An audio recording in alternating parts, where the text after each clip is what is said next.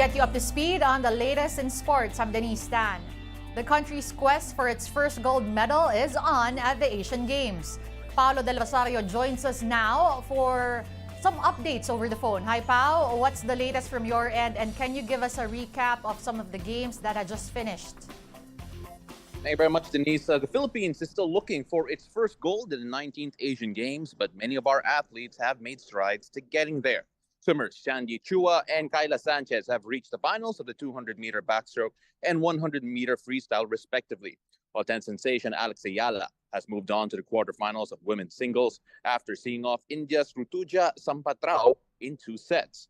Tokyo Olympian Carlo Paalam also made his debut in the 57-kilogram division to see off his Jordanian opponent via unanimous decision, while gymnast Kirsten Lopez also advances to the all-around finals. Denise. Pao, another thing that we're also monitoring is, of course, that debut game of Gilas against Bahrain. Now, we know there has been a lot of last-minute changes, and yet we see them taking control of this match.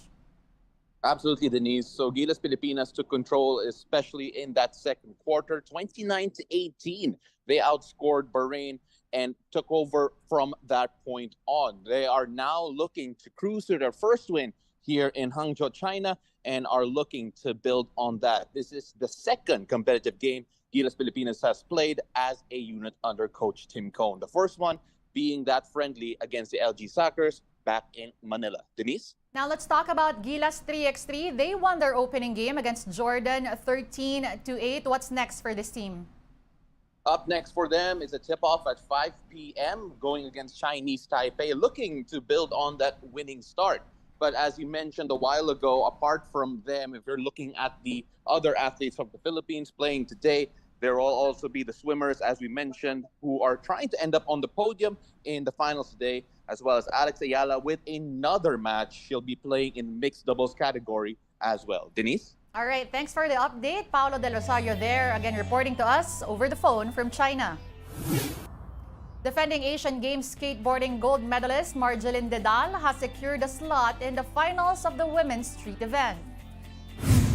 Didal recorded 37.86 points in her first run and 41.53 points in her second run. She was limping a bit after her routine, but the 24-year-old skateboarder still made it to the top 8.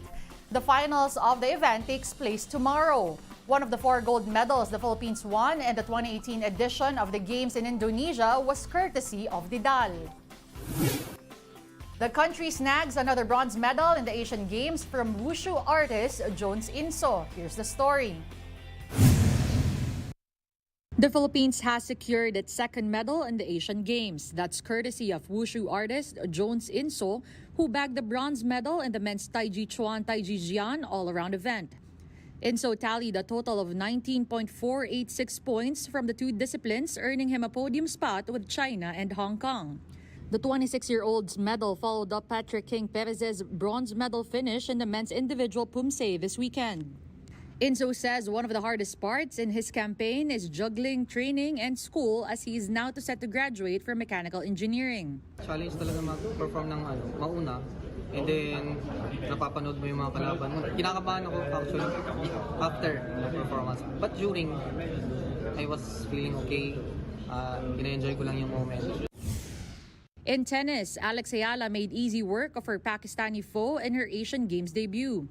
Ayala did not let Sarah Khan score in the women's singles second round, finishing the game with a 6-0, 6-0 shutout. The 18-year-old did not play a first-round game after earning a bye in the tournament. She will next see action against 13th seed Rutuja Bosale of India. Meanwhile, the Philippine women's football team suffered a tough loss against world number 20 South Korea. The Filipinas actually had a good start, scoring the match's first goal in the 8th minute. Scores against Korea Republic! But South Korea activated the Jets and scored 2 goals before halftime to retake the lead. Sokor found the back of the net 3 more times in the 52nd, 56th, and 70th minutes. Final, 5-1 for South Korea. With this, the Filipinas will have to win against Myanmar on Thursday for a chance to enter the next round. If we had probably put together 80 minutes, 90 minutes of that performance in the first half, I think the result wouldn't have been as bad as that. But I'm I'm sticking true to what they did. The girls really worked really hard. They were disciplined. We just want to go into that game against Myanmar and play really well. If it means we win 2-0, 3-0 and a result goes our way, then we advance. Fantastic. If it doesn't, then we just focus on the next camp. Meanwhile, the country's women's 3x3 team has pulled out of the competition after organizers denied its request to include 2 replacement players. Coach Pat Aquino says the team was left with a couple of players as the 2 they tried to include were not part of the 13-woman list submitted to the organizers. This is supposed to be the first time the women's 3x3 team will play in the Asian Games. Just like their older sisters, the Philippine Under-17 women's football team carved history by securing a spot in the AFC Under-17 Women's Asia Cup. The Filipinas defeated Vietnam 1-0 to finish as the runner-ups of Group B with 2 wins and a loss. Isabella Preston delivered a stunning free kick at the 56th minute for the game's lone goal. The win means they caught the last bus to the Asia Cup along with Australia, South Korea, and Thailand. The 4 qualifiers will face off with defending champion Japan, North Korea, China, and Indonesia. The Women's Asia Cup will happen next year in Indonesia. We're taking a timeout. The game on One News Now will return after a quick break. Stay tuned.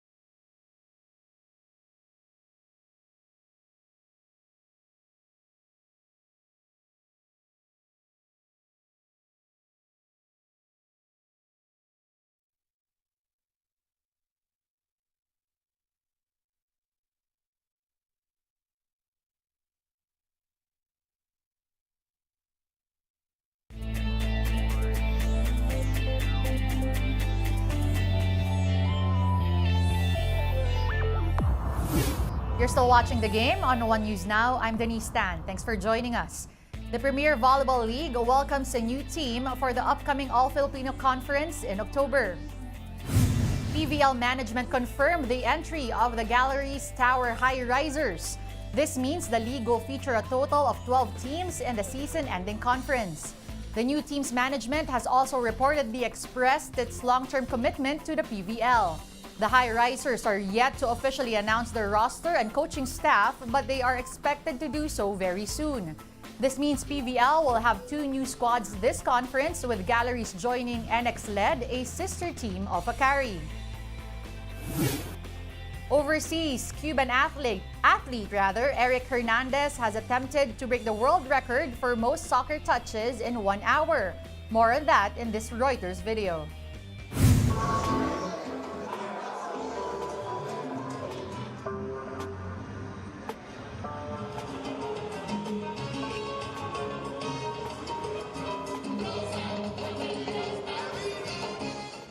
Mi estrategia específica te la cuento. Yo domino con la cabeza y trato de estar el mayor tiempo posible dominando con la cabeza siempre que la pelota no se me levante. Cuando la pelota se me levanta es señal de cansancio y la bajo los pies.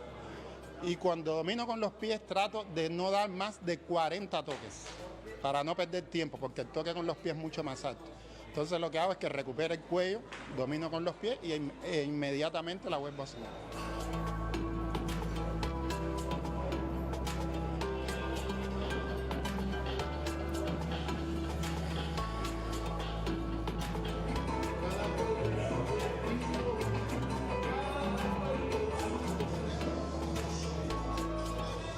para dominar este récord hay que hacer muchos toques con la cabeza, como él lo hizo, porque es con la parte del cuerpo que más rápido se domina. Porque con los pies el balón coge gravedad y por eso se demora un poco más. Pero con la cabeza es como único se puede hacer el récord. Here's an announcement from the National Football League. A Grammy-winning artist, Usher, will headline the halftime show of the 2024 Super Bowl in Las Vegas, Nevada. The details in this Reuters video.